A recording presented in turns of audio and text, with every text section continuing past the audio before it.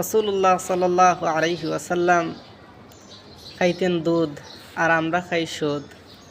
রাসূলুল্লাহ সাল্লাল্লাহু আলাইহি ওয়াসাল্লাম খাইতেন মধু আর আমরা খাই মদ। রাসূলুল্লাহ সাল্লাল্লাহু আলাইহি ওয়াসাল্লাম চুল কাটতেন জুম্মা লিম্মা আর ওয়াফরা করে, আর আমরা চুল কাটি মেসি, নেইমার আর রোনাল্ডোর মতো করে। আর এ ব্যাপারে রাসূলুল্লাহ সাল্লাল্লাহু আলাইহি ওয়াসাল্লাম বলেন, মান তাশাব্বাহা বিকৌমিন ফাহুয়া মিনকুম, অর্থাৎ যে কওম যার অনুসরণ করবে তার সাথেই কিয়ামত হবে।